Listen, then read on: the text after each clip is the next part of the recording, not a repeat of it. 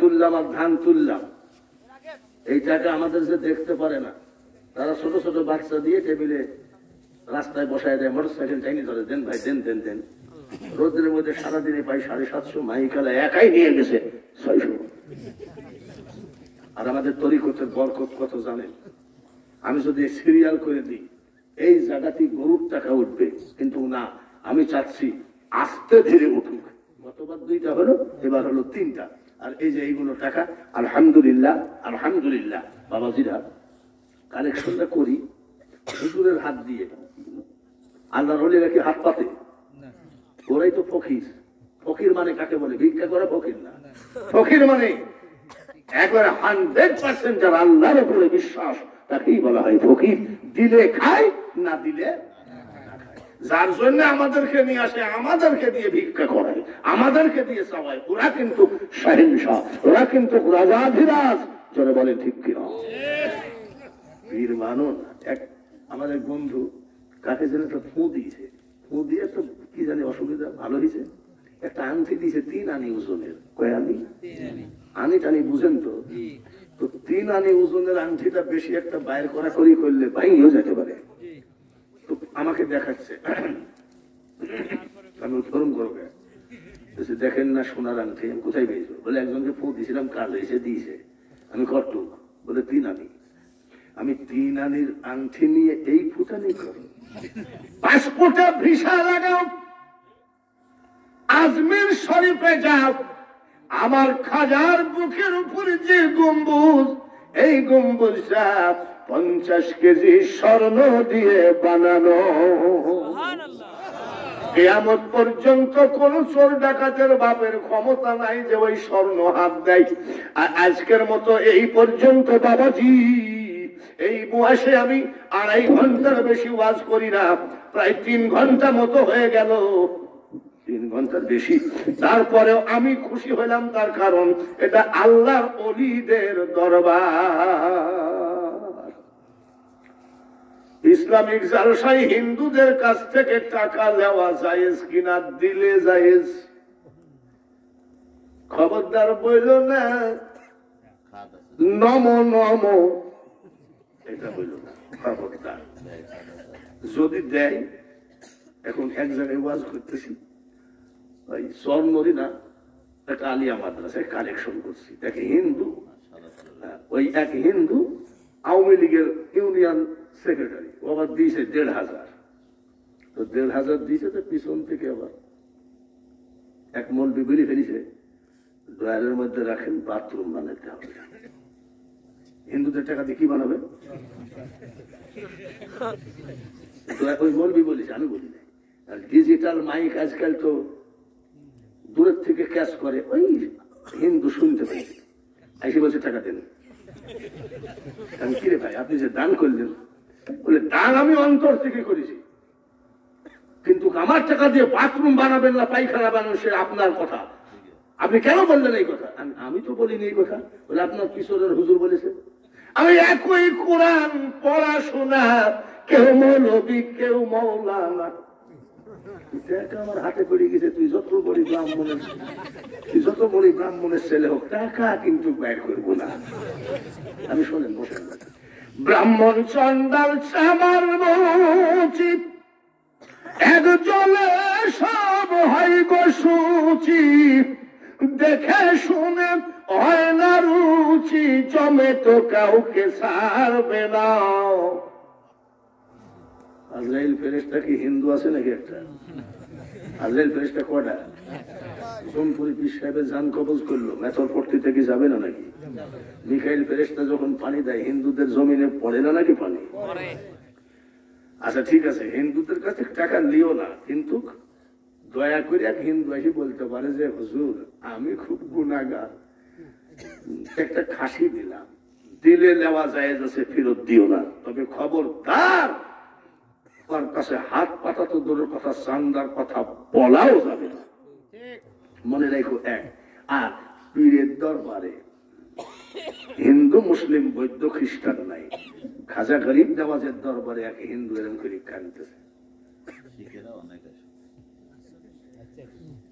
এক লোক বলছে তুই হিন্দু মানুষ এখানে কি বলছে আমার বাপের কাছে এসে তোর কি এখন কি বলবেন আপনি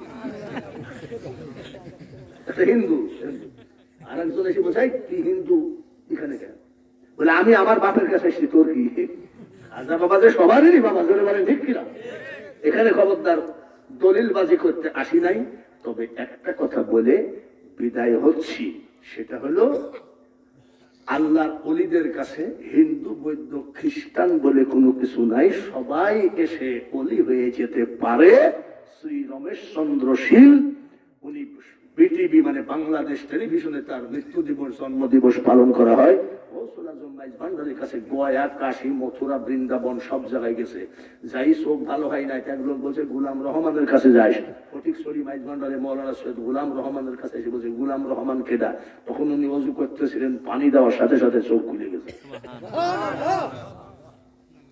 হিন্দুর ছেলে মুরিদ হয়ে গেল গান গাওয়া শুরু করলো দেখে যারে মাঝ ভান্ডার দেখে যারে হাজার হাজার গান আছে গান গাইতে গাইতে মরে গেলে পরে মুসলমান বলছে যে মাইজ ভান্ডারে মুরিদ হয়েছিল ওনাকে আমরা জানাজা করবো হিন্দুরা বলছে না মুরিদ হলে কি হবে মুসলমান তোর হয় নাই ওরে পাগল তোর মুরিদ হওয়াও যাহা মুসলমান হওয়াও তাহা তো বলছে যে আমরা পুড়াবো মুসলমান বলছে আমরা জানাজা করবো আর উনি বলছে আমরা এই লাশ তুই হিন্দু মুসলমান লাঠি বললাম সব বাইর করে ফেলছে কেমন হইল শেষ পর্যন্ত কোর্টে কেস করা হলো ম্যাজিস্ট্রেট রায় দিল এই পাগল কোথাকার তোরা দুই পক্ষই বোকা যদি লাশ পচে যায় তখন থাকবি কি করি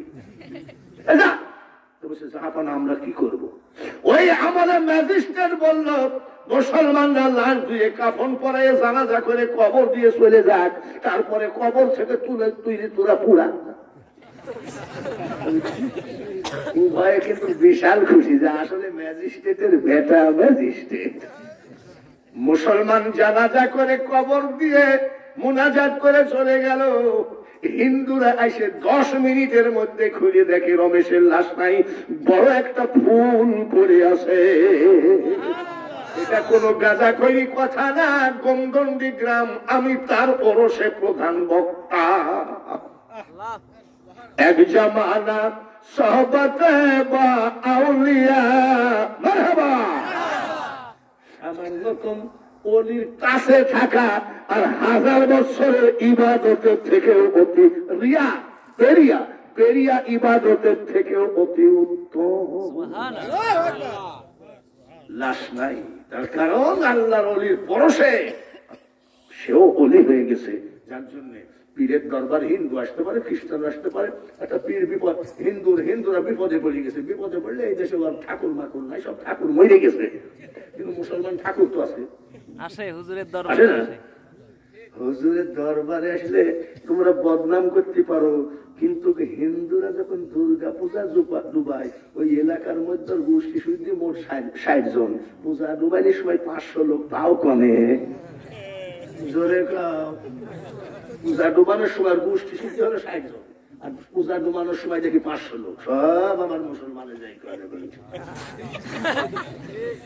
আবার বললে কি বলে লাকুম দিনুকুম ওয়ালিয়া দিন ফতুয়া মাইরে দিল সব তোমার উপরই বড় এই তুই তোর শিখাইছে কেন রে বাবাজিরা কথায় অনেক রাইট হয়ে গেল আমাকে তো আবার বাড়ি যেতে হবে আর মানে বাংলাদেশের যত বড় বক্তা দেখেছি ডায়েরি চেক করে দেখেছি 2-1 দিন রেস্টের দিন থাকে আর আপনাদের দুয়ার বরকতে এই যে বক্তা গলা কয়টা টুপি ময়লা হলে আর এক টুপি আছে পাঞ্জাবি ময়লা হলে বউকে বলবো বউর একটা পাঞ্জাবি দাও আর একটা পাগড়ি দাও আলমারির ভিতরে আরো 10টা গলা আছে নাকি একটা না দোয়া নেও যত বড় বক্তা হও জালালউদ্দিন রুমি যদি শামস্তাবরীর গোলামি করে বিশ্বওয়ালি হয়ে যেতে পারে আর দেরি করো না 1 ঘন্টা দেরি করলে সেটাই হবে লস মুরিদ হয়ে তাড়াতাড়ি আল্লামা কেরামত আলী জোনপুরের ফায়েজ বরকত নিয়ে তুমিও সেটা বিলায়ে কবরে যাও আল্লাহর ওয়াস্তে এবারের মতন দেখা হবে আবার যদি যে মহব্বত দিয়েছেন না এটা ঠিক না আজানের কি শুনবেন এখন যদি আজান দেই আর যদি এই গ্রামের ভিতরে এমন কেউ গাধা লোক আছে যদি ফজর পড়ে ফেলে নাকি নাই নাকি? আরে আমি আমাদের গ্রামে আজান দিয়েছি, আমার চাচা বলছে রাত তো আজান, আমি আজান দিলে তোমার অসুবিধা কি?